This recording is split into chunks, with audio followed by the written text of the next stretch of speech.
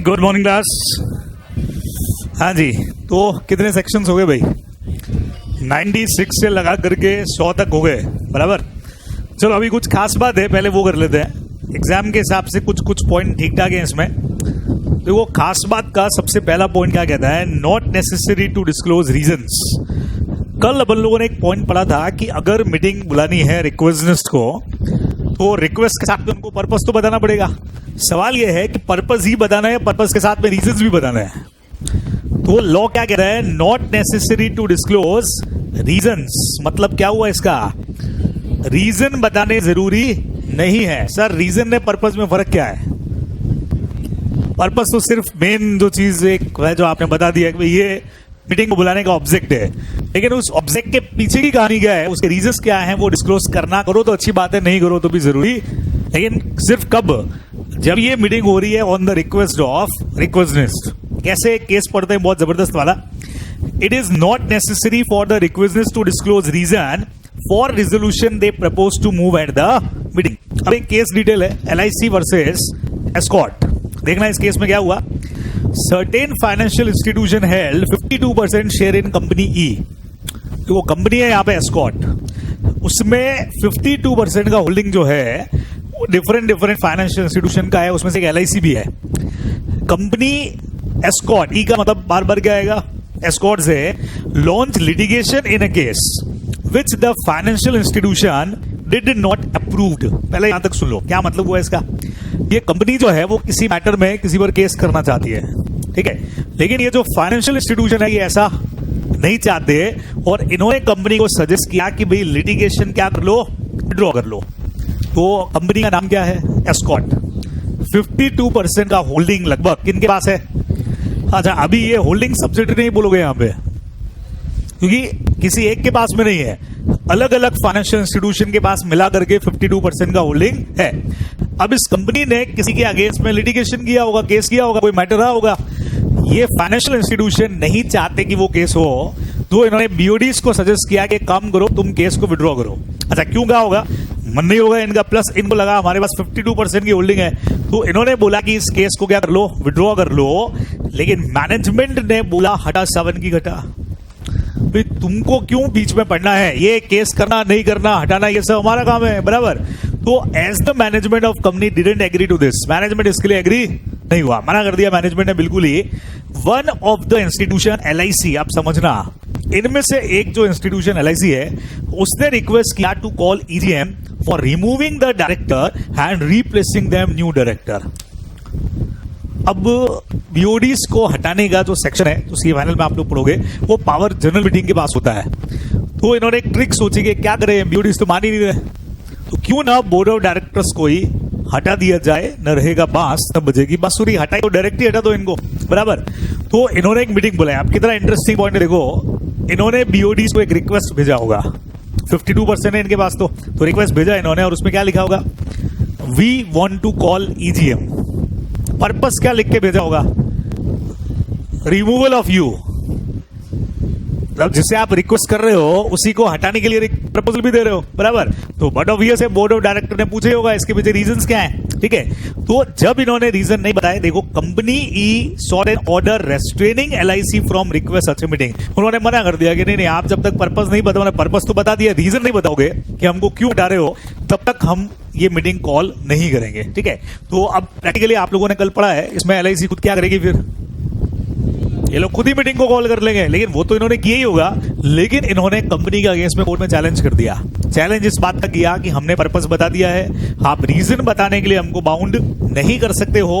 Court ने बोला LIC या share holder of company he had the same right as every share holder to request the EGM and need not disclose the reasons for the same.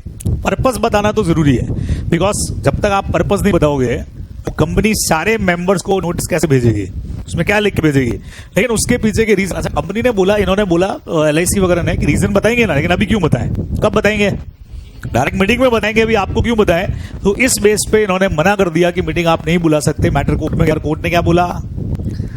ये meeting बुला सकते हैं, आपको reason disclose करने का जरूरत भी नहीं है, ये अपने को ध्यान में रखना चाहिए, ठीक है, बराबर। हाँ जी, इधर थोड़ा सा ध्यान दे दो, बाद में कर लेना जो भी कुछ करना हो। हाँ जी, तो बहुत इंपॉर्टेंट केस है, मोस्ट इंपॉर्टेंट केस, ध्यान रखोगे आप लोग बराबर। नेक्स्ट पॉइंट देखो, place and day of EGM. EGM can be held on any day. Place तो अपन ने पढ़ ही लिया था, कोई भी हो सकता है। प्लेस मतलब इंडिया में बुलानी है कि इंडिया के बाहर भी बुला सकते हो? इंडिया में कहीं पर भी बुला सकते हो, ये अपन ने स्टार्टिंग में ही पढ़ लिया। लेकिन कौन से डे पे होगा? संडे को भी बुला सकते हो और any place in India but. अब बट के बाद की लाइन देखना, the requested should convene meeting at the register office और in the same city town where registered office is situated and such meeting should be convene on the day except national holiday. मतलब अगर EGM BOD बुला रहा है तो कहां पे? India में किसी भी प्लेस से ऊपर बुला सकता है। अच्छा, बीओडी दो तरीके से बुलाता है भी मीटिंग को, या तो ऑन या फिर रिक्वेस्ट पे, तो वो कहीं पर भी बुला सकता है। लेकिन अगर रिक्वेस्ट ने खुद ने मीटिंग कॉल किया, मतलब मेंबर्स ने, तो फिर एजीएम वाला रूल अप्लाई हो जाएगा। कौन सा? या तो होगा कंपनी के रजिस्टर्ड ऑफिस पे, या फिर सेम सिटी टाउन और विलेज वाला जो रूल है वो अपने को फॉलो करना पड़ेगा। और ये वाली मीटिंग जो मेंबर्स लोग बुला रहे हैं वो नेशनल हॉलीडे के दिन पे नहीं होगी। लेकिन कंपनी अगर ईजीएम बुला रही है, बोर्ड बुला रहा है, तो वो हॉलीडे के दिन पे भी हो सकती है। ये अपने को ध्यान रखना, हॉलीडे के दिन भी हो सकती है, अलाउड है, ईजीएम के लिए सब अलाउड है। फिर आता है बहुत अच्छा पॉइंट तीसरा। सपोज करो ऐसा हुआ कि कंपनी ने, मतलब रिक्वेस्टनेस ने मीटिंग का नोटिस सबको भेज दिया, खुद बुला रहे हैं मीटिंग को, और एड्रेस लिख के भेज दिया कंपनी का रजिस्टर्ड ऑफिस, और उस दिन उनको रजिस्टर्ड ऑफिस अवेलेबल ही नहीं हुआ। तो ये जो केस आप देख रहे हो ना, R Chettiar versus M Chettiar, इसमें हुआ क्या था? ये लोग कंपनी के मैनेजिंग डायरेक्टर को हटाना चाहते हैं, they want to remove MD. तो इसके लिए इन्होंने रिक्वेस्ट किया मीटिंग बुलाने का, कंपनी ने बुलाई नहीं, तो इन्होंने खुद ने मीटिंग कॉल कर लिया और मीटिंग का प्लेस रखा registered office of the company. मान लो सुबह 10 बजे का मीटिंग रखा है, तो 10 बजे से पहले ही कंपनी का जो एमडी है वो रजिस्टर्ड ऑफिस को ताला लगा करके भाग गया वहां से। अब सारे मेंबर्स आ गए। अब पहला ऑप्शन अपने दिमाग में तो आएगा सर ताला तोड़ देते, ताला ही तो था, ताला तोड़ दो, कर लो मीटिंग हो। लेकिन नहीं, अपन लॉ वाइज बात करते हैं, लॉ में ताला वाला नहीं तोड़ना अपने को, तो अब क्या करें? अच्छा, उसको क्या लगा कि मीटिंग जो है वो कैंसिल हो जाएगी। क्यों? क्योंकि जिस प्लेस पे मीटिंग का आपने नोटिस दिया वो प्लेस तो अवेलेबल ही नहीं है, और कहीं फिर आप मीटिंग कर नहीं सकते। तो ऐसे में लॉ ने क्या बोला, where a meeting is called by the requisitionists and the registered office is not made available to them, बराबर, the meeting may be held at anywhere else in the same city town where registered office is situated। तो उन्होंने क्या किया, वहीं से tent वाले को phone किया, उसको बोला बाहर टेंट लगा रजिस्टर्ड ऑफिस के, जैसे हमने पार्किंग है ना वैसे वहीं टेंट लगाया, वहीं पे मीटिंग की। और अब तो 100% से एमडी को उन्होंने हटा दिया। पहले तो शायद वोटिंग होती, क्या पता क्या होता, लेकिन एमडी ने जब ताला लगा के भाग गया तो वे सारे मेंबर्स ने बोला अब तो इस एमडी को क्या करना पड़ेगा, हटाना ही पड़ेगा, और उसको हटा दिया। तो ये केस पढ़ने के बाद कई लोगों के दिमाग में थोड़ा सा डाउट आता है, सर इससे पहले जब आपने पढ़ाई दिया था कि अगर कोई भी मेंबर्स मीटिंग को बुलाए तो वो रजिस्टर्ड ऑफिस पे भी हो सकती है या सेम सिटी टाउन या विलेज पे भी हो सकती है, ये पॉइंट अलग से क्यों दिया आपने? उसका रीजन सुनो। हमने आपको कहा था दोनों में से एक जगह पे होगा, या तो रजिस्टर्ड ऑफिस या सेम सिटी टाउन या विलेज। लेकिन इस केस में क्या हुआ है, इसमें हमने रजिस्टर्ड ऑफिस पे बुला लिया है। अच्छा, मान लो रजिस्टर्ड ऑफिस पे बुला लिया और रजिस्टर्ड ऑफिस खुला होता तो आपको वही करनी होती, तो आप प्लेस को चेंज नहीं कर सकते हैं। यू हैव चॉइस, या तो रजिस्टर्ड ऑफिस पे बुलाओ या सेम सिटी टाउन या विलेज पे बुलाओ। एक बार जो डिसाइड कर लिया बाद में चेंज नहीं होता है। लेकिन इधर स्पेशल परमिशन क्यों मिल गई? क्योंकि आपने जहां मीटिंग को बुलाया अगर वो जगह ही अवेलेबल नहीं है तो आप उसी सिटी टाउन या विलेज में और कहीं पर मीटिंग को कर सकते हो, इसीलिए पॉइंट अलग से आया। सेम पॉइंट पे अपने पास क्वेश्चन भी दे रखा है, बाद में वो भी कर लेंगे। टाइमिंग देख लो, ईजीएम को ऑफिशियल टाइमिंग में बुलाने का जरूरत भी नहीं है भाई। कोई 9 से 6 का जो रूल है वो इनके ऊपर भी फॉलो नहीं होता है, ये अपने को ध्यान में रखना है। तो ये कुछ अपने स्पेशल पॉइंट और आ गए ईजीएम के, इधर आकर के पूरा टॉपिक खत्म हो जाएगा। तो सेक्शन नंबर 96 से लगा के सेक्शन नंबर 100 मीटिंग्स का पोर्शन तो खत्म। एक 96 ईजीएम हो गया, 97 ईजीएम कॉल किया था एनसीएलडी ने, 98 ईजीएम कॉल किया था एनसीएलडी ने, 99 डिफॉल्ट या पेनल्टी का था, और 100 नंबर पे था ईजीएम। तो पढ़ा कैसे जाता है, 96 97 फिर पहले 100 फिर वापस 98 और फिर जाकर के 99 डिफॉल्ट वाला पॉइंट पढ़ा जाता है। तो ये सीक्वेंस रहता है पढ़ने का। इधर आकर के खत्म हुआ। अब जो सेक्शन चालू हो रहे हैं वो है कॉमन सेक्शंस। कॉमन का मतलब एजीएम में भी लगेंगे एज वेल एज ईजीएम में भी लगेंगे। तो उनमें सबसे पहला सेक्शन आ रहा है नोटिस। स्टार्टिंग से ही अपन पढ़ चुके हैं कि जब मीटिंग कॉल करोगे तो मीटिंग का नोटिस सेंड करना पड़ेगा। ठीक है, चलो उसके रूल्स पढ़ते हैं, बहुत जबरदस्त पॉइंट है। सबसे पहला देखो टाइमिंग्स पीरियड्स क्या रहेंगे। 21 डेज नोटिस शैल बी, अच्छा 21 क्लियर डेज बोला, ये समझने की बात अभी देखना, क्वेश्चन करेंगे।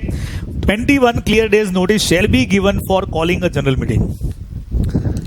जनरल मीटिंग कॉल करने से 21 क्लियर डेज पहले आपको नोटिस देना है, ये रूल्स में लिखा हुआ है। बराबर, आगे देखो 21 clear days amount to 25 days, यानी 21 दिन पहले मीटिंग का नोटिस मेंबर के हाथ में होना चाहिए, मतलब उसके पास होना चाहिए। तो अगर एग्जैक्ट 21 दिन पहले भेजोगे तो लेट पहुंचेगा, तो आपको उसको थोड़ा और पहले भेजना पड़ेगा। और वो और पहले कितना है, 25 दिन पहले आप नोटिस को भेज दो ताकि 21 डेज बिफोर उसके हाथों में पहुंच जाए या उसके प्लेस पे पहुंच जाए। अब ये 25 दिन कैसे आए चेक करते हैं। देखो ये लोग कहते हैं भाई 21 दिन तो लॉ ने कह ही दिए सेक्शन में, एक दिन इसमें ऐड करो जो है अपना डेट ऑफ मीटिंग का, वो एक्स्ट्रा एक दिन। बराबर, एक दिन और ऐड करो जिस दिन आपने नोटिस वहां से भेजा है, वो भी एक दिन एक्स्ट्रा ऐड कर दो। तो टोटल कितने दिन हो गए अब, 23 दिन। अब देखना ध्यान से। अच्छा एक और काम करो छोटा सा, ये सेक्शन 53 को कट करके यहाँ सेक्शन नंबर 20 करना। आपने पढ़ा हुआ स्टार्टिंग के अंदर 53 गलत प्रिंट हो गया है, सेक्शन नंबर 20 है। अब 23 दिन को ये, अब लॉ ये प्रेजम्पशन लेकर के चलता है किसी भी नोटिस को ट्रांजिट में 48 घंटे का टाइमिंग लगता है अभी, 48 आवर्स। समझ रहे हैं, यहां से पाली भेजना है तो भी लॉ प्रेजम्पशन लेता है 48 घंटे, यहां से कन्याकुमारी भेजना है तो भी लॉ प्रेजम्पशन लेता है 48 घंटे का। तो 48 घंटे को डेज में कन्वर्ट करूं तो 2 दिन हो गए, तो 2 दिन और ये हो गए ऐड। ये देखो 48 आवर्स, ये पड़ा 48 आवर्स, इसको मैंने 2 दिन मान लिया। और 21 क्लियर डेज है ये, और एक दिन हो गया मीटिंग का, एक दिन हो गया सेंडिंग का। तो टोटल मिला करके 25 दिन पहले मीटिंग का नोटिस चला जाना चाहिए, ये रूल कहता है। और सबसे बढ़िया चीज, अगर ये नोटिस 25 दिन पहले नहीं गया तो एक लाइन तुमको पहले पढ़ा देता हूं। देखो यहां से एक लाइन पहले पढ़ा रहा हूं। A meeting is invalid unless a proper notice of meeting is given to all the person. बस ये लाइन यहां से देख लो, अभी अपने नोट्स में बाद में पढ़ना। मतलब अगर ये नोटिस भेजने में आपने सिस्टम फॉलो नहीं किया तो मीटिंग जो है पूरी की पूरी इनवैलिड हो जाएगी। बराबर, अब इसमें एक क्वेश्चन पूछ रहा हूं आपसे मैं, बताना मेरे को। सपोज करिए कि एक कंपनी का जो मीटिंग है वो होने वाला है 7th ऑफ नवंबर को।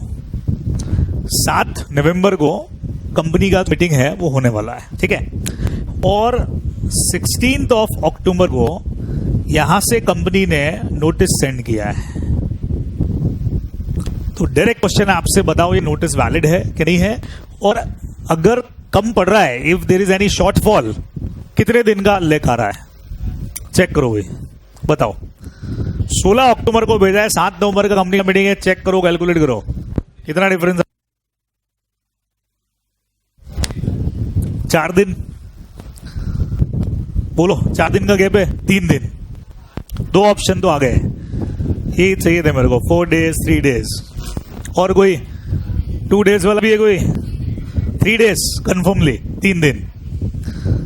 बोलो भाई क्या कहते हो। 16 अक्टूबर को नोटिस भेज दिया है, 7 नवंबर का कंपनी का मीटिंग है, और अगर मीटिंग का नोटिस वैलिड नहीं है तो कितना दिन कम पड़ रहा है, 3 दिन, 3 या 4 दिन, 2 ऑप्शन आ रहे हैं अपने पास में। चलो चेक करते हैं इसको चेक करते हैं। एक काम करिए, 16 तारीख से 7 तारीख तक कितना दिन होता है वो कैलकुलेट करके बताओ। इंक्लूड 16 एंड इंक्लूड 7, 16 और 7 को इंक्लूड करके कितने दिन हो रहे हैं, 22 दिन या 23 दिन, 22 दिन। अच्छा अक्टूबर 31 का ध्यान है, कैलकुलेट कर लिया, चेक करो।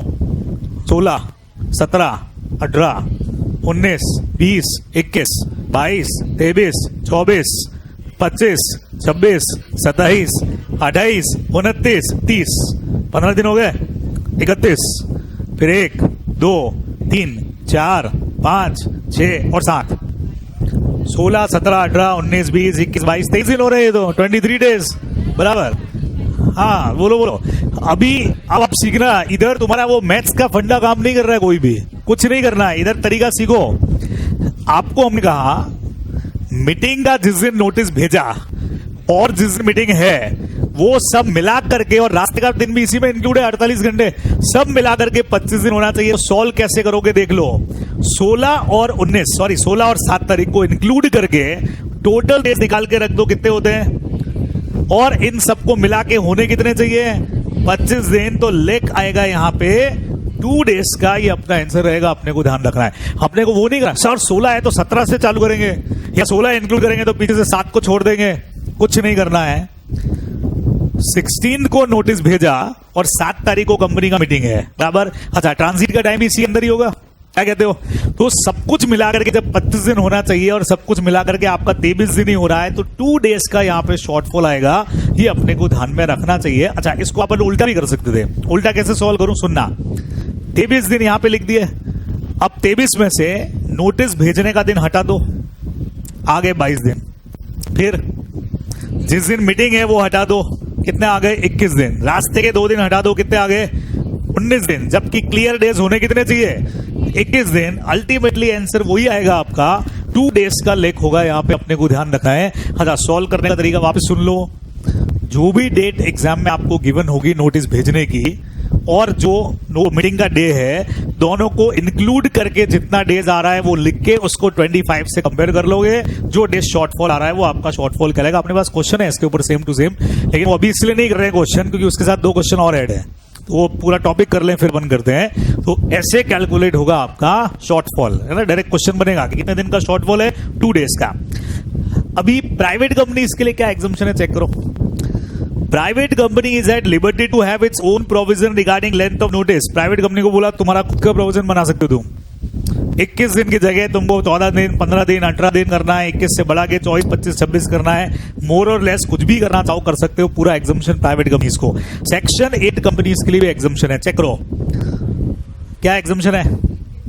अच्छा, 14 डेज किसको रिप्लेस करेंगे, हाँ 21 की जगह 14 डेज होंगे। वो जो एक्स्ट्रा 4 दिन ऐड करते हो ना, वो तो है ही है, वो तो सबके लिए है, वो 4 डेज तो एक्स्ट्रा ही है। तो 21 क्लियर डेज की जगह पे सेक्शन 8 कंपनी में हो जाएंगे कितने दिन, 14 डेज, क्लियर 14 डेज बराबर। 25 दिन की जगह हो जाएंगे 18 दिन बराबर। लेकिन सेक्शन 8 कंपनी को एग्जम्पशन की शर्त एक ही है, क्या हुआ,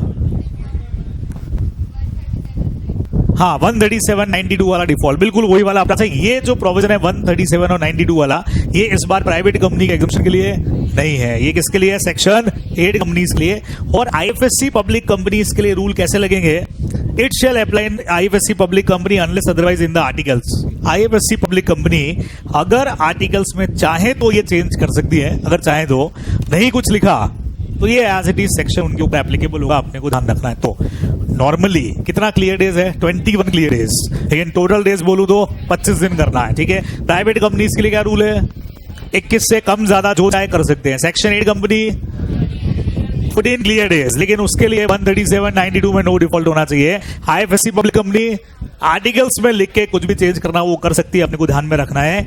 अब अगला क्वेश्चन बढ़िया सही है इस पे, मतलब अब मीटिंग में चैप्टर में ऐसा कुछ भी नहीं है जो क्वेश्चन नहीं बना सकता हो।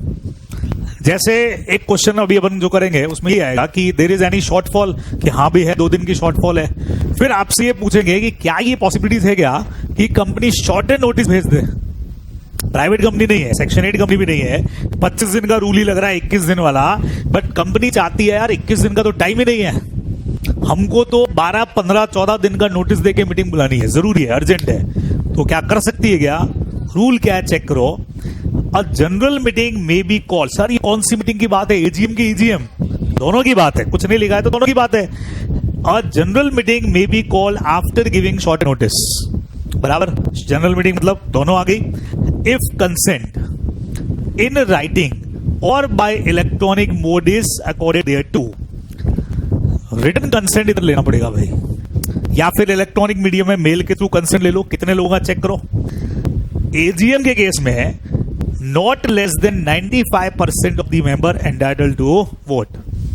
यानी अगर आप एजीएम को शॉर्टर नोटिस पे बुलाना चाहते हो, हुआ क्या, तो अपनी वो लास्ट डेट सर पे आ गई, पिछले एजीएम से 15 महीने वाली बुलानी है, और ऑडिट रिपोर्ट आने में या बुक्स तैयार होने में लेट हो गए। अब अगर 21 दिन वाला प्रोविजन फॉलो करते हैं तो हम रूल से आगे निकल जाएंगे। सर आरओसी से परमिशन ले लो, हमको पता है गलती हमारी है, आरओसी परमिशन देगा नहीं, आरओसी यूं ही थोड़ी है, मर्जी हो तो परमिशन दे देगा, तो देखेगा वैलिड रीजन क्या है, रीजन कुछ था ही नहीं, आपकी गलती है, डिले आप थे तो लेट हो गए। ऐसे में दो ऑप्शन, या तो लेट मीटिंग बुला करके पेनल्टी भरो, पता है पेनल्टी अपने को कितना था, 1 लाख रुपया और 5,000 पर डे, या फिर एक काम करो, ये तरीका फॉलो करके शॉर्ट नोटिस दे करके आप उस डेट से पहले पहले मीटिंग को बुला लो तो पेनल्टी से बच जाओगे। तो उसके लिए करना क्या पड़ेगा, 95% और मेंबर का कंसेंट चाहिएगा। मतलब 100 मेंबर अगर कंपनी में है तो 95 मेंबर्स एग्री कर लें कि चलेगा भाई, हम 10 दिन के नोटिस पे भी मीटिंग में आने को तैयार है, तो अपन बुला सकते हैं, अदरवाइज पॉसिबल नहीं होगा। अगर ये company other than general meeting है, मतलब कौन सी, ईजीएम के केस में 2 पॉइंट दे रखे हैं, मैं चाह रहा हूं फर्स्ट पॉइंट पढ़ो और बताओ क्या लिखा है। हाँ, 95% of paid up share capital जिनके पास हो, ये बोला है। अब इसमें एक खास बात लिखी है, उसको चेक करो।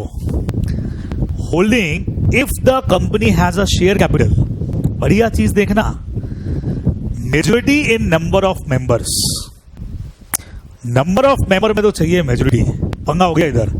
और क्या बोला है, who represent not less than 95% of part of share capital.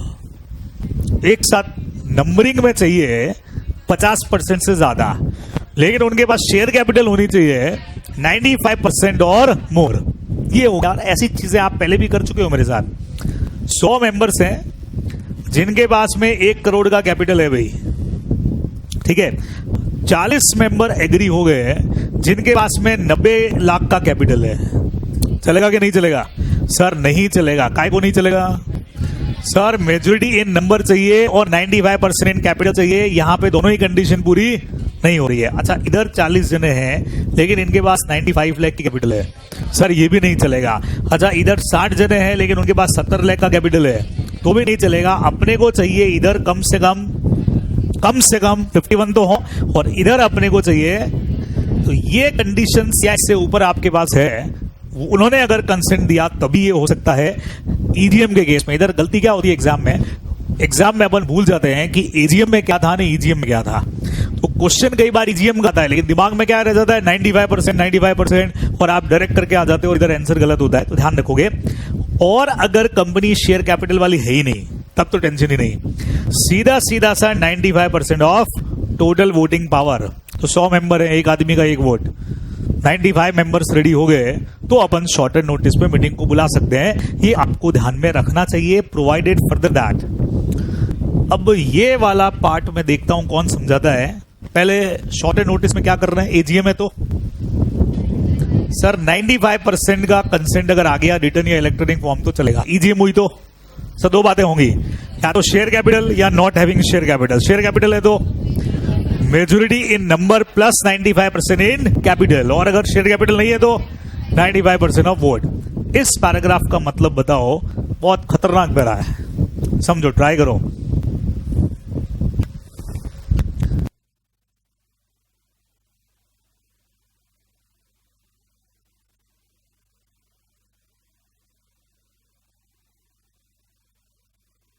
बताओ भाई इस पॉइंट में क्या है।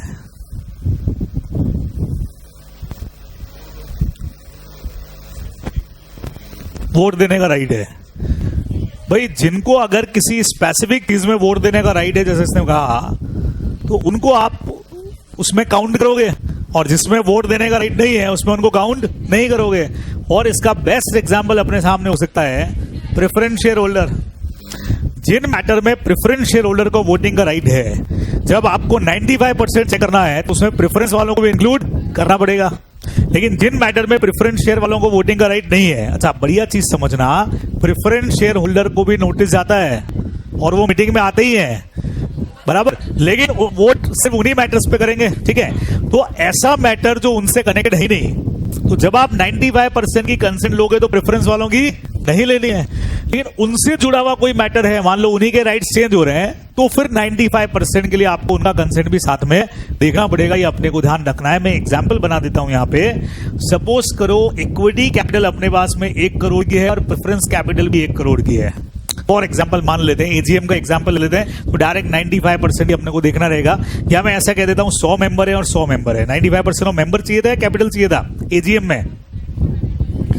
95% ऑफ दी मेंबर। ठीक है, तो मैं ऐसा ले लेता हूं कि 100 मेंबर इक्विटी वाले हैं, 100 मेंबर प्रेफरेंस वाले हैं। ठीक है, अब सोचो हमको सिर्फ ऑर्डिनरी बिजनेस करवाना है और शॉर्ट एंड नोटिस चाहिए, तो किसका 95% करूं?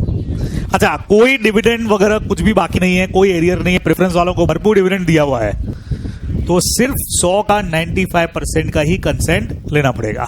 समझ गए? लेकिन अगर मान लीजिए ऐसा कोई मैटर आ गया, मान लो आप कंपनी का वाइंडिंग अप प्रपोजल ला रहे हो, या ऐसा मैटर जिससे प्रेफरेंशियल होल्डर का राइट इफेक्ट हो रहा है, तो फिर आपको क्या करना पड़ेगा? 200 का 95% लेकर के चेक करना पड़ेगा, प्रेफरेंस वालों को भी शामिल करना पड़ेगा। ये इस पॉइंट का मतलब हो गया। बराबर? तो सिंपल बात है, जिसको वोट देने का राइट है वही इस परसेंटेज के अंदर काउंट होगा, दूसरा बंदा काउंट होने वाला नहीं है। ठीक है, चलिए, तो अच्छा पैराग्राफ है। अब तीसरा पॉइंट, मीटिंग का नोटिस 21 दिन पहले जाना, ये तो क्लियर हो गया। नोटिस में क्या क्या लिखोगे जल्दी बता दो। कॉमन पॉइंट तो आप लोग को पता है, मीटिंग का डेट, टाइम, वेन्यू और agenda, ordinary business, special business जो लिखना है। उसके अलावा क्या होगा वो चेक करते हैं।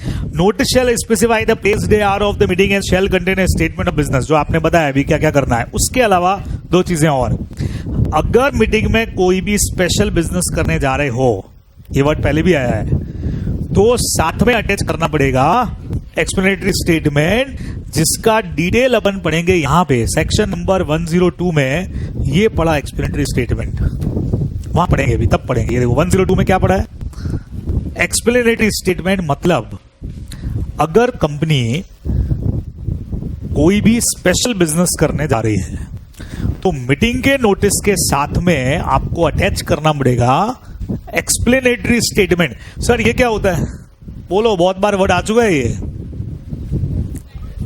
एक्सप्लेनेशन, डिटेल उसके बारे में। फॉर एग्जाम्पल, कंपनी को ऑब्जेक्ट क्लॉज में चेंज करना। मैंने एक क्वेश्चन किया था, कंपनी का प्रॉपर्टी का बिजनेस है और कंपनी फूड में चेंज कर दी है, तो आप बताओ स्पेशल बिजनेस है। मीटिंग के नोटिस में आप ये साथ में एक्सप्लेनेटरी स्टेटमेंट लगाओगे, उसमें क्या क्या लिखोगे? क्यों चेंज कर रहे हो, पर्पस क्या है, फ्यूचर के प्लान क्या है, क्या बेनिफिट होगा, वो सब लिख के भेजो ना भाई। हाँ, ऑर्डिनरी बिजनेस अगर डिस्कस कर रहे हो खाली, तो ये एक्सप्लेनेटरी साथ में नहीं लगता है। चलो अगली लाइन क्या कहती है? बी पॉइंट का मीनिंग बताओ। बी पॉइंट का मीनिंग ये भी नोटिस में लिख के भेजना है। हाँ, मीटिंग के नोटिस में लिख करके भेजो, if you are not able to attend meeting, you have right to appoint proxy, और proxy need not be a member. मतलब आप किसी को भी प्रॉक्सी बना के भेज सकते हो, प्रॉक्सी का खुद का मेंबर होना जरूरी मतलब हो भी सकता है। हाँ, गलत कर गए, यहीं पे गलत कर गए। Need not to be a member. अब सुन लो, प्रॉक्सी का सेक्शन अभी आगे आ जाएगा, 105 पूरा प्रॉक्सी पे पढ़ेंगे अभी अपन। लेकिन उससे पहले सुनो कि ये कहना क्या चाह रहा है। फॉर एग्जाम्पल, मैं किसी कंपनी का मेंबर हूं, ठीक है, और मीटिंग का नोटिस आया और मुझे लग रहा है कि यार मैं इस मीटिंग के अंदर नहीं जा पाऊंगा। ठीक है, तो मैंने लिस्ट देखी यार कौन कौन मेंबर, मुझे पता लगा ये भी कंपनी के मेंबर है और मैं इसको जानता हूं। मैंने इसको फोन लगाया कि भाई तू जाएगी मीटिंग में? यस सर, मैं तो जा रही हूं। तो मैं अपना प्रॉक्सी इसको बना करके भेज सकता हूं, मतलब मेंबर प्रॉक्सी हो सकता है, लेकिन वहां लिखा है होना जरूरी नहीं है। मतलब अब मतलब भी सुन लो, बाई चांस मेंबरों में से मैं किसी को नहीं जानता हूं, तो मैं एक काम करता हूं, मैंने अपने ऑफिस एम्प्लॉय को बुलाया, यार मेरी जगह पे तू चला जा प्रॉक्सी बन करके। ठीक है सर, मैं चला जाऊंगा, तो वो मेंबर नहीं है। तो प्रॉक्सी जो आप जिसको भेज रहे हो, need not to be a member का मतलब वो मेंबर हो भी सकता है और नहीं भी हो सकता है। प्रॉक्सी कोई भी हो सकता है। यहाँ पे प्रॉक्सी के रूल्स आगे पढ़ाऊंगा, लेकिन प्रॉक्सी का मेंबर होना जरूरी नहीं है। एक तो क्या दिमाग में थॉट आता है, सर प्रॉक्सी उसी को बनाओगे जो पहले से मेंबर हो। जरूरी नहीं है, आप प्रॉक्सी किसी को भी बना करके भेज। अच्छा, ये अलग से क्यों लिखना पड़ा? सुनो, नॉर्मली प्रॉक्सी वर्ड आया है क्लास की अटेंडेंस से, स्कूलों में क्या होता है, अटेंडेंस होती है ना, तो कोई ज्यादा स्टूडेंट है, दिख नहीं रहे हैं, पूरे पीछे तक बैठे हैं, और अटेंडेंस वाला टीचर यूं लेता जाता है, हाँ भाई ये भाई। अब कोई नहीं बैठा है तो उसका दोस्त जो है ये बोल देगा यस सर प्रेजेंट, उसकी अटेंडेंस इसने बोल दी, बराबर। तो क्या पता लग रहा है, तो अब उसका मतलब क्या है, वही जो क्लास के अंदर बैठे, नया कोई भी नहीं है। तो उस वजह से होगा कि सर प्रॉक्सी मतलब वो पहले से ही मेंबर होगा। तब हमने आपको समझाया नहीं, प्रॉक्सी क्लास का स्टूडेंट भी हो सकता है, और कोई बाहर से आकर के क्लास के अंदर बैठ जाए तो भी हम मना नहीं कर रहे हैं, उसको भी प्रॉक्सी में अलाउ कर रहे हैं। ये यहां पे इस पॉइंट का मतलब ये है जो अपने को ध्यान रखना है। चलो नेक्स्ट पॉइंट, इस पे अलग से क्वेश्चन, मीटिंग का नोटिस किस किस को जाएगा? हाँ जी, मीटिंग का नोटिस सबसे पहले नंबर पे लिखा है किसको? Every member. एवरी मेंबर बोले तो इक्विटी वाला भी एज वेल एज प्रेफरेंस वाला भी। अगर मेंबर ऊपर निकल लिया हो तो उसके लीगल एयर को भी नोटिस तो जाता ही है, वोट का राइट नहीं है उसको, बाकी नोटिस जाता है। और अगर मान लीजिए मेंबर इंसॉल्वेंट हो गया है तो जो रिसीवर अपॉइंट हुआ है ना उसको मीटिंग का नोटिस जाएगा, वो मीटिंग अटेंड करेगा, ये अपने को ध्यान रखना है। दूसरे नंबर पे बहुत बढ़िया चीज लिखा है ऑडिटर।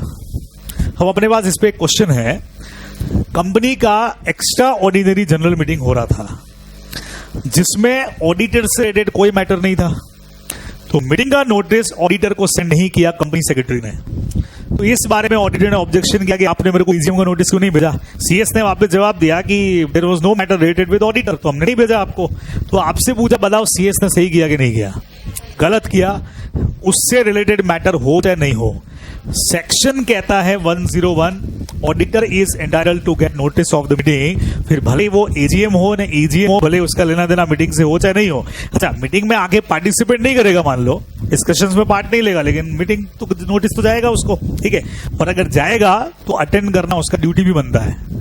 राइट और ड्यूटी दोनों है, ऑडिट वाले सेक्शन में आप लोग पढ़ते हैं 146 के अंदर ड्यूटी और राइट दोनों दे रखा है, तो जाना पड़ेगा। फिर क्या बोला है, every director of company, company के हर डायरेक्टर को भी मीटिंग का नोटिस आएगा। अब किसी ने कहा सर डायरेक्टर को तो जाएगा ही, इसमें क्या है? क्यों? मीटिंग मेंबर्स की है, डायरेक्टर्स की थोड़ी है। सर हर डायरेक्टर मेंबर तो हो गई, कोई जबरदस्ती नहीं है, अपन पहले भी बात कर चुके हैं। कई सारे ऐसे लोग डायरेक्टर, इंडिपेंडेंट डायरेक्टर अपॉइंट होंगे जो अपना क्वालिफिकेशन या एक्सपीरियंस की वजह से हैं, need not to be a share holder. तो इस मीटिंग में मेंबर्स की मीटिंग है, लेकिन हर डायरेक्टर को आने का राइट यहां पे होता है। तो सबसे पहले मेंबर्स, अच्छा एग्जाम में मान लो ये क्वेश्चन, वैसे तो अब आजकल 4-5 नंबर का नहीं आ रहा है, पर आ जाए 5 नंबर का तो हमको लगेगा सर इतना सा है, तो अपन लिखेंगे these are entitle to get notice of the meeting. Number 1 equity share holders, number 2 preference share holders, number 3 legal heir of deceased member, number 4 assignee of the insolvent, number 5 auditor of the company and number 6 directors of the company. हो गया अपना 6 line का answer, बहुत है इतना answer देना अपने को, ये आप लोग ध्यान रखेंगे। अगले पॉइंट में आते हैं सर्विस ऑफ नोटिस।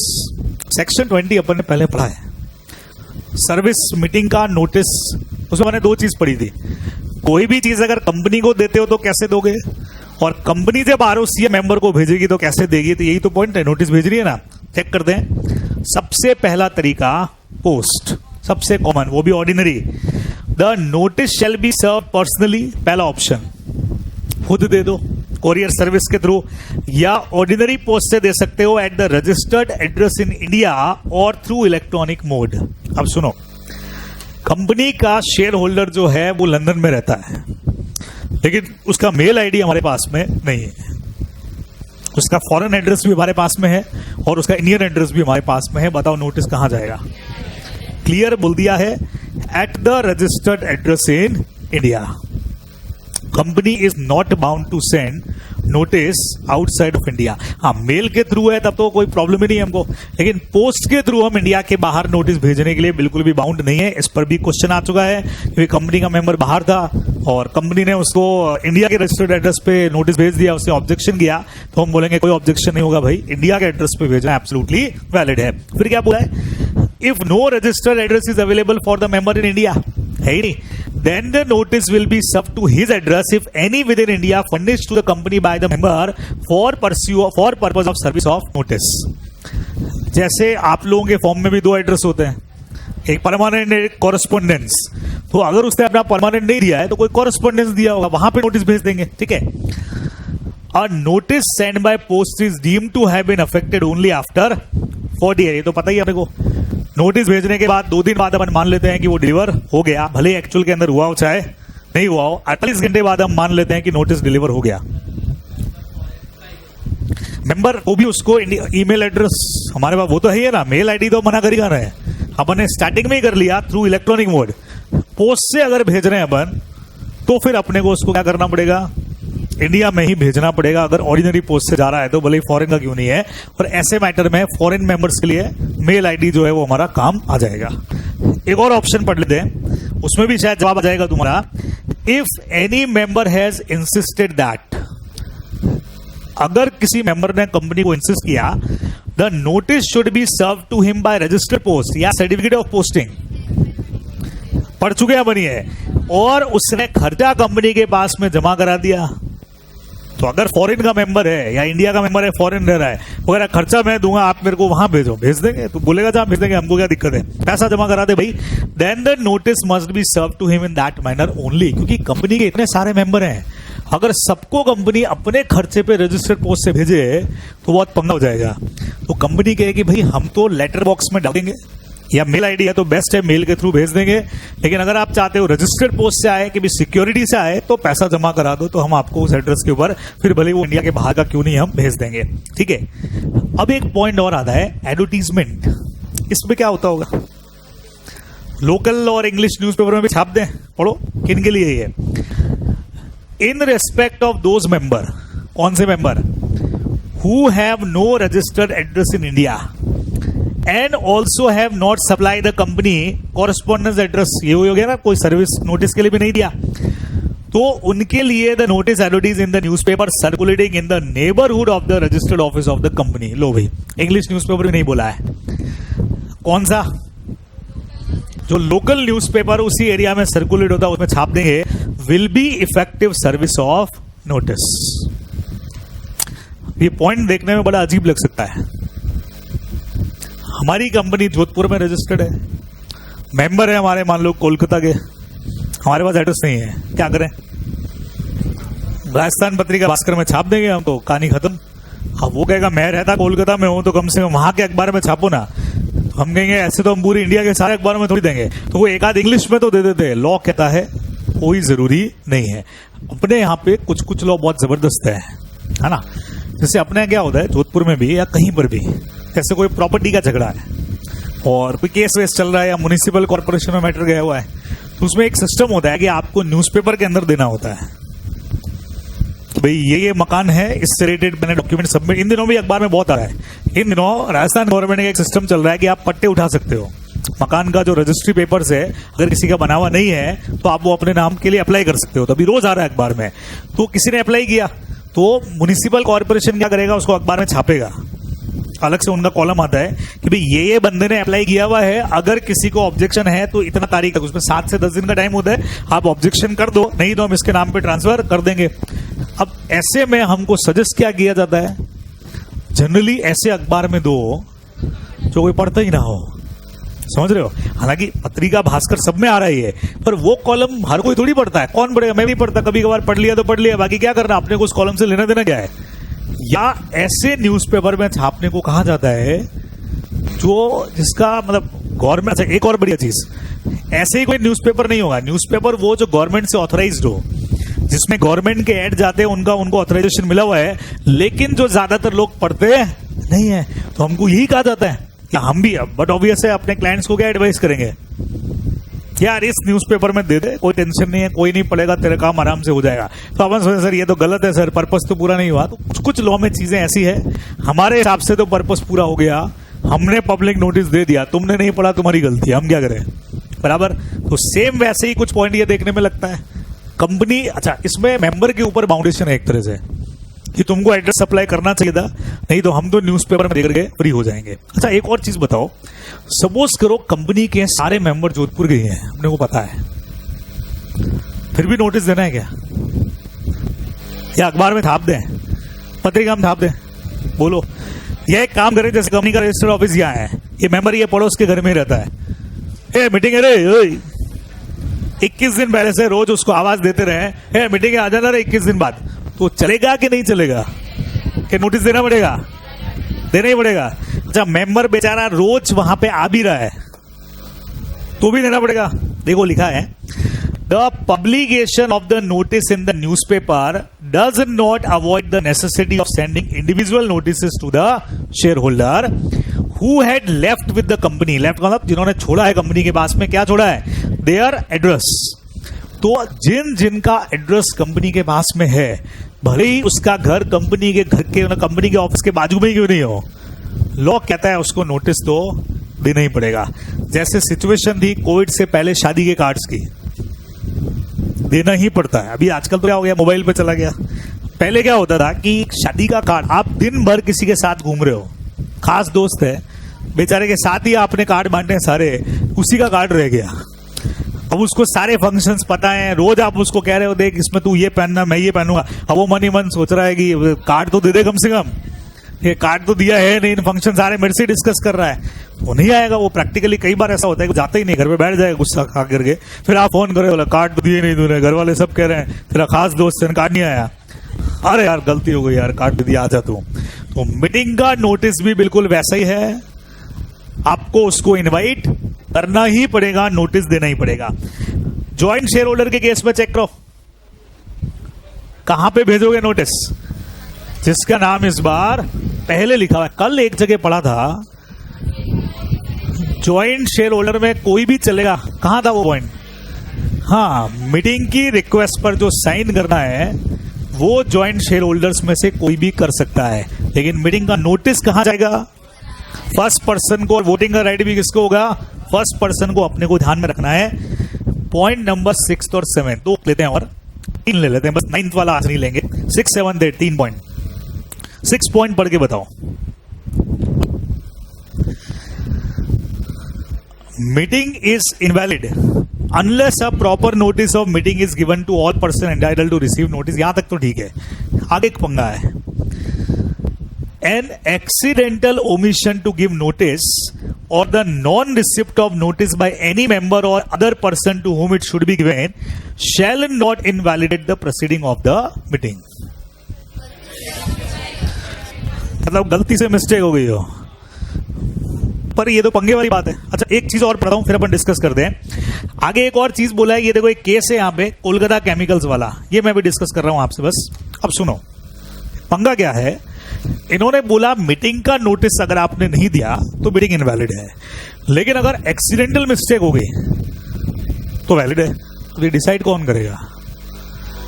क्योंकि कंपनी तो हमेशा क्या बोलेगी, एक्सीडेंटल मिस्टेक है, और मेंबर हमेशा बोलेगा नहीं नहीं जानबूझ के नहीं दिया है। तो यहां पे एक बहुत फेमस केस है, केस का नाम है कोलकाता केमिकल्स वर्सेस चंद्रा रॉय। सुनना ध्यान से। कोलकाता केमिकल्स का रजिस्टर्ड ऑफिस जो है वो कोलकाता में है, वेस्ट बंगाल की कंपनी है, और इसके एक मेंबर है चंद्रा रॉय जो भी कोलकाता के अंदर ही रहती है। ठीक है, कंपनी का मीटिंग बुलाया गया है 7 नवंबर को। वही वाला एग्जांपल जो भी मैंने लिया था उसी का था। 7 नवंबर को कंपनी का मीटिंग कॉल है, और कंपनी ने 9 अक्टूबर को सारे मेंबर्स को नोटिस भेज दिया है। वैलिड है। 16 तारीख में 2 दिन का गैप आ रहा था, तो मैं तो 9 को भेज रहे हैं, तो बिल्कुल वैलिड है। एक और काम किया, 12 अक्टूबर को न्यूज़पेपर में भी दे दिया, वेस्ट बंगाल में जो वहां कोलकाता का न्यूज़पेपर था उसमें भी छाप दिया, ये भी वैलिड है। ये जो मिसेस चंद्रा रॉय थी, इनको नोटिस गया 16 अक्टूबर को, जो इनको मिला 22 अक्टूबर को। किसने मचा दिया बवाल? मेरा नोटिस इम्प्रॉपर है, 16 तारीख को भेजा और 22 को मिला है। चलो 22 को मिला, उससे तो अपने को मतलब नहीं है, 16 को भेजने में भी 2 दिन का गैप आ रहा था अपना, बराबर। उसने ले गए मीटिंग को, चैलेंज कर दिया, मीटिंग गलत है, खराब है, इनवैलिड है, हटाओ मीटिंग को। मैटर कोर्ट में पहुंचा, मिसेस चंद्रा रॉय भी कोर्ट में है, कंपनी के लोग भी कोर्ट में है। पहला सवाल चंद्रा रॉय से पूछा, क्या हुआ ये? सर सारे लोगों को नोटिस इन्होंने भेजा, मुझे लेट भेजा है, तो सेक्शन 101 का वायलेशन है, सो मीटिंग बिकम्स इनवैलिड। कंपनी की तरफ से आर्ग्यू गया कि सर लिखा हुआ है साहब, एक्सीडेंटल मिस्टेक अगर हो तो मीटिंग वैलिड ही रहेगी, और आप खुद ही देखो ना, सबको हमने भेज दिया, इस एक को नहीं भेजा, तो ये एक्सीडेंटल मिस्टेक है। चंद्रा रॉय ने कहा योर ऑनर, नजरिए का फर्क है, सबको आपने 9 तारीख को भेज दिया और मुझे अकेले को 16 तारीख को भेजा, मतलब ये एक्सीडेंटल नहीं है, इंटेंशनल है। चंद्रा रॉय थी, लेडी है, पावरफुल है, कोर्ट को बात समझ में आई कि हाँ भाई बात तो सही कह रही है। अच्छा, कंपनी की तरफ से दूसरा आर्ग्यू गया, मैडम ऐसा है कि चलो कोई बात नहीं, आपको नोटिस लेट गया, लेकिन 12 अक्टूबर को हमने अखबार में दे दिया था, और अखबार में जो हमने दिया वो आपने भी पढ़ा ही होगा, आप वहीं रहते हो। चंद्रा रॉय ने जवाब दिया, सर सेक्शन 101 में क्लियर लिखा हुआ है कि जिनका एड्रेस कंपनी के पास में है उनका न्यूज़पेपर से कोई लेना देना नहीं है। मैंने पढ़ा, मैं क्यों मानूं, मुझे उस नोटिस से लेना देना है ही नहीं। बराबर, आपको मेरा एड्रेस पे भेजना चाहिए था, मेरा एड्रेस तो कंपनी के हर एक डायरेक्टर के पास है ना। तो आपने ये नोटिस मुझे क्यों नहीं भेजा, नोटिस भेजना चाहिए था भाई, डायरेक्टर लोग सारा रिकॉर्ड रखते हैं ना भाई, बराबर। तो मुझे नोटिस, आप ध्यान से सुनना भाई, अब इतना केस सुन दे अपने को एक चीज तो पता लग जाती है, फालतू पंगे ले रही है, क्या कहते हो, दिस इज कॉल एडवांटेज लेना कोर्ट के प्रोविजन का, लॉ के प्रोविजन का, या आप कह सकते हो कि भाई ये गलत तरीके से लॉ के प्रोविजन का फायदा उठाना। आपको नोटिस है लेकिन फिर भी आप कह रहे हो। अच्छा, तीसरा चीज सुना, कोर्ट ने तीसरा सवाल किया, अच्छा ओके चलो मान लिया कि जानबूझ के आपको इन्होंने नोटिस नहीं दिया, जानबूझ के नहीं दिया, तो ऐसा क्यों लगता है आपको कि आपको नोटिस नहीं दिया होगा? कि एक्चुअली में मैं कंपनी के एक ऐसी मेंबर हूं जो बहुत एग्रेसिव रहती हूं, इनके सारे जो प्रपोजल्स होते हैं उसका विरोध करती हूं, अपोज में जाती हूं, तो मेरे से डर गई है, दुनिया हिला दूंगी मैं, बराबर। तो इस चक्कर में जानबूझ करके कुछ प्रपोजल पास करवाने थे, मैं टांग अड़ाऊंगी, इसीलिए इन्होंने मुझे नोटिस नहीं दिया। अब इनका जवाब कोर्ट ने क्या दिया वो सुन लो। कोर्ट ने एक बहुत जबरदस्त चीज यहां पे इस मैटर में दी, वो भी बता रहा हूं आपको, फिर कोर्ट का एक बहुत जबरदस्त जवाब दूंगा आपको, पहले यहां से पढ़ते हैं। ये देखो, द कोर्ट 7th पॉइंट में देखना, the court held the requirement of this section as, ध्यान से देखना भाई, length of notice is directory only not mandatory. Court ने बोला माना लॉ का प्रोविजन है, लेकिन a couple of share holder can not be permitted to defeat the interest of the large body of share holders. किसी एक या दो को अननेसेसरी हम पूरे कंपनी के बेनिफिट्स को इफेक्ट करने का राइट नहीं देंगे। लॉ में दो तरह के इंटरप्रिटेशन होते हैं, एक होता है लिटरल इंटरप्रिटेशन, जैसा सेक्शन में लिखा हुआ है वो सही है, जो चंद्रा रॉय कह रही है, लेकिन कई बार होता है रीजनेबल इंटरप्रिटेशन कि नहीं, आप जो लॉ में लिखा हुआ है वो नहीं। ये सेक्शन बनाने के पीछे का पर्पस क्या था ये बताओ, नोटिस का ये जो टाइमिंग डिसाइड किया 21 दिन 25 दिन अखबार में देना, इन सब का पर्पस क्या है कि आपको नोटिस के बारे में पता लग जाए।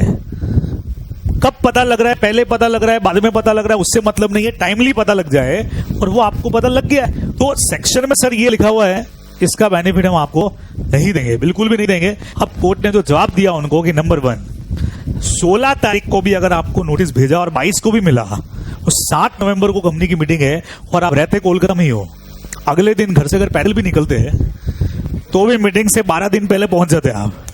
ये तो फालतू का आर्ग्यू है तुम्हारा कि मुझे नोटिस लेट मिला, काय का, कोई बाहर से आना थोड़ी था तुमको, कोलकाता की कोलकाता में ही थी, और एक रीजनेबल टाइम, माना लॉ के हिसाब से सेक्शन पूरा नहीं हो रहा है लेकिन रीजनेबल टाइम पहले मिल गया। दूसरा उसका जो आर्ग्यू, मैं अगर कंपनी की मीटिंग में आती तो प्रपोजल पास नहीं करवाती। कंपनी की कैपिटल थी 100 करोड़, जिसमें चंद्रा रॉय के पास 7 share at rate of 10 fully paid up. Court ने बोला यार मजाक कर रहे हो। हाँ, हम ये नहीं कह रहे कि माइनॉरिटी शेयर होल्डर के पास राइट नहीं है, पर आपका जो आर्ग्यू है 70 रुपए के शेयर में तुम खुद ही नहीं हिल सकती, कंपनी को हिलाओगी। तो कहने का मतलब, अब सुनो, अपन कहते हैं ना भाई सारे सेक्शंस, इधर 2 मिनट, सारे सेक्शंस लॉ में लिखे हुए हैं, लेकिन अपने को कोर्ट का वकीलों की जरूरत पड़ता क्यों है? इसीलिए पड़ता है क्योंकि अगर सेक्शन के हिसाब से चलो तब तो चंद्रा रॉय को केस जीतना चाहिए, सेक्शन में तो ये लिखा हुआ है, लेकिन कोर्ट ने कहा फालतू आर्ग्यू है, तो तुमको नोटिस पता लग गया, अखबार में भी पढ़ लिया, टाइमली पता भी लग गया, पर खाली सेक्शन का पूंछ पकड़ के आ गए कि नहीं सेक्शन में लिखा हुआ है, कोई राइट्स नहीं मिलेंगे, because couple of share holder have no right to hurt the large body of interest of the share holder. ये अपने को ध्यान में रखना है। तो बहुत जबरदस्त केस है, तो कल इस पर क्वेश्चन करेंगे। 8 पॉइंट पढ़ के खत्म करो, 8 पॉइंट पढ़ो भाई, सुनो 8 पॉइंट के पीछे का लॉजिक क्या है वो बताता हूं। मीटिंग का नोटिस कौन भेजेगा? बीओडी। एक कंपनी में एजीएम कॉल करनी थी, उससे पहले बीओडीज का मीटिंग कॉल हुआ ताकि एजीएम की डेट फिक्स करें, लेकिन बीओडीज आपस में लड़ पड़े तो एजीएम का डेट फाइनली नहीं हुआ। तो कंपनी सेक्रेटरी ने खुद ने डिसाइड करके अपने हिसाब से नोटिस भेज दिया for calling AGM, this notice is valid और नॉट? नॉट वैलिड होगा, because company secretary have no authority to send notice unless authorize by the board. Board authorize करे तभी बुलाएगा, ये अपने को ध्यान रखना है, ठीक है? इतना आज करो, नेक्स्ट क्लास में आगे कंटिन्यू करेंगे। कल है क्या बैचेस होगा? कोई नहीं है, छुट्टी है पूरी, चलो।